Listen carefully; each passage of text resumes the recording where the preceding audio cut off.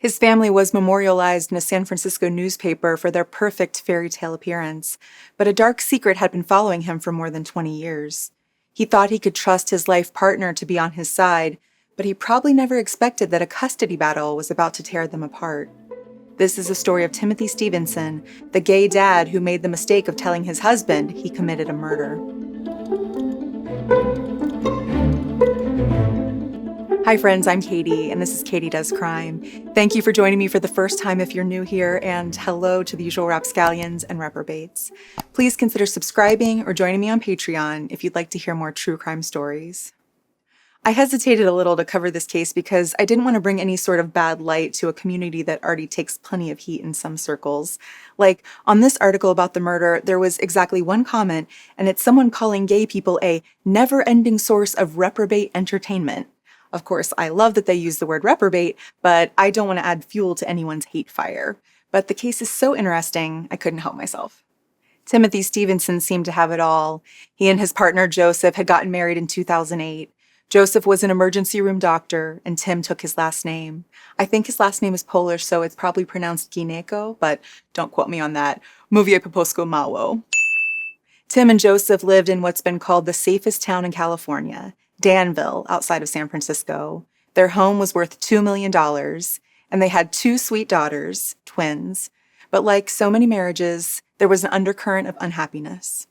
If the restraining order Joseph took out against Tim at the time of their divorce is any indication, it seems there was some violence in Tim.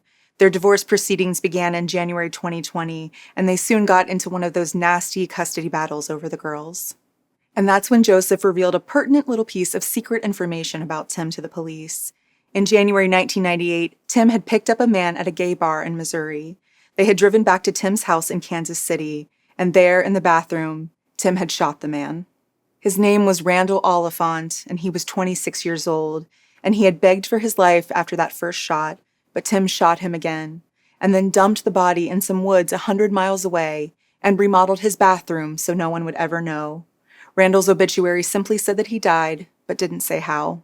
His body was found by two local fishermen, decomposing after being out in the wild for more than 2 months.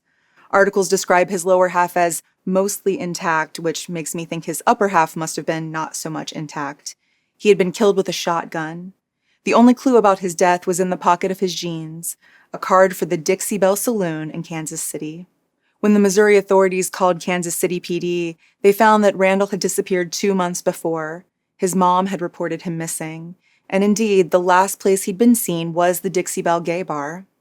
The creator of the Kansas City Rainbow Tour says that although the gay liberation movement played out in New York City at the Stonewall Inn, it was first conceived in Kansas City. Of the Dixie Bell Bar, he writes, "This popular bar, established in 1983, was a sanctuary for daddies, bears, and most of all for the leather and BDSM or kink LGBT community. When police questioned the bartender there, he had seen Tim Stephenson leave with Randall on the last night he was known to be alive." Randall was originally from Waco, Texas, and had been working at a bank. An ex said he'd also been dealing cocaine, and that there were hits out on him thanks to some bad drug deals. Randall's mom said the same thing. A third man, the publisher of a local newspaper for the gay community, said Randall owed $4,000 to a dealer named Susie. So it's not like Timothy Stephenson was the only suspect, but he was the only suspect who had last been seen with Randall. Authorities questioned Tim when the body was found, and he said he did take someone home from that bar once, but he didn't know who the man was, and he claimed to have dropped him off at a different bar afterward. But investigators kept digging and found that Tim had sold his Jeep Wrangler 4 months after the murder. They located the man who bought it from him. That man said some of the carpet had been cut out from the rear wheel wells when he took possession, but of course he couldn't have known anything was suspicious at the time. Police were able to search the vehicle, and they did find blood in the back, but for some reason DNA testing was either never pursued or came back inconclusive. No one seems to know why Tim wasn't at least arrested, and authorities in Missouri aren't commenting. So Tim went on living his life. He was married to a woman in Kansas City for a while before leaving for California and meeting Joseph. The court records aren't detailed, but a woman got a restraining order against him for some reason in 2010. In 2014, he tried to get a restraining order against another woman. It was around this time that he confessed to his husband that he was a murderer, but it took Joseph 6 years to come forward with the information. And I'm not blaming him here.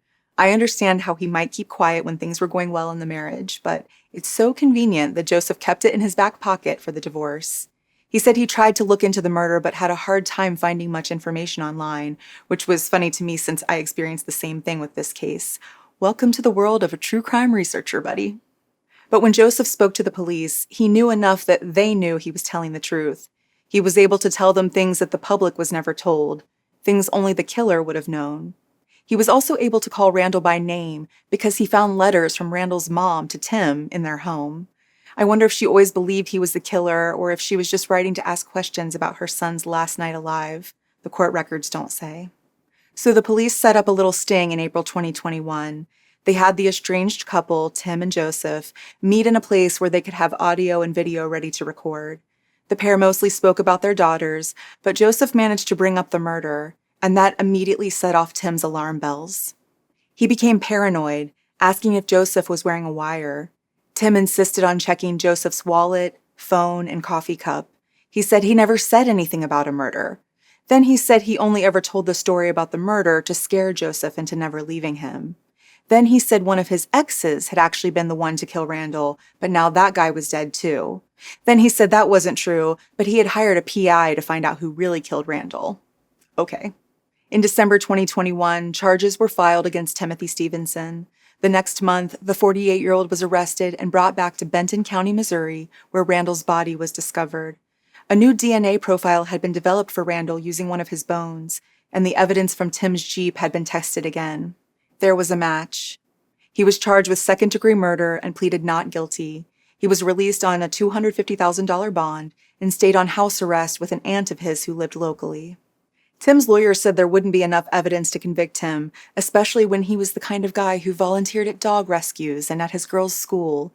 She said, if you've met him, he's all starburst and sprinkles. He's just the most delightful person I've met in a long time. But here's the thing. Randall's body was found in the middle of nowhere in Benton County, Missouri. It's a place where fewer than 20,000 people live. It's not on the way between any major cities. A person wouldn't have a reason to dump a body there versus anywhere else. Unless their father and grandmother lived nearby, like Tim's did. He had been to the area many times, and his phone records showed that he'd pinged a cell tower nearby on the day Randall went missing. In July 2022, the aunt whom Tim was staying with on house arrest contacted the cops. She said he'd been doing drugs and inviting people over, and she couldn't be held responsible for him violating his pretrial conditions. So the police raided her house and found Tim smoking meth in his bedroom with $7,000 cash. He was charged with felony possession and shipped back to jail. At this point, the DA's office decided to skip any pretrial hearings and just put this case in front of a grand jury. Tim's lawyer said the prosecutors insisted that they would not take the case to the grand jury. They decided to change their mind without telling defense counsel and sent the case to the secret grand jury. And the prosecutor's office replied, indeed, all grand juries are secret by law. Sometimes you just have to love lawyers. That secret grand jury indicted Tim for second-degree murder. But his lawyer still insisted he's a marvelous person and I believe he will eventually be exonerated. But instead, in March 2024, 50-year-old Timothy Stephenson took a plea deal. He pleaded guilty to second-degree murder and got 16 years in prison. Justice served after more than 20 years. He's currently being held at the Fulton Reception and Diagnostic Center in Fulton, Missouri. With credit for time served, he could be released in 14 years. It's still unclear if Tim had a motive for killing Randall back in 1998. Some people guess that it had something to do with drugs or the fact that there were supposedly 2 hits out on him. I wonder if we'll ever find out the real reason. And I wonder who's living in that Kansas City house with the bathroom that was renovated to hide a murder. It's just sort of fascinating to think that Randall's death might still be unsolved had Tim not confessed to his husband. I always joke that I'm only friends with people I know would help me hide a body, but I truly wonder if I would tell anyone about my past if it was this dark. Imagine if these two hadn't been going through a messy divorce. This story might have never seen the light of day. So I guess I'm thankful to Timothy Stephenson for not being able to keep a secret, and thankful to his daughters for being so worth fighting over. Still today, Tim's Facebook profile reads, "I love being a dad." I hope the best for his little girls as they someday have to cope with his past. As always, please let me know what you think about this case in the comments, and tell me your deepest, darkest secret so I can hold it over your head later if I need to. Thank you for tuning in today. I'm just a true crime fan like you are, and I really appreciate you taking a chance on me. Please like and subscribe to my channel if you like spending this time together. I would be so appreciative. Until next time, I'm Katie, and this has been Katie Does Crime.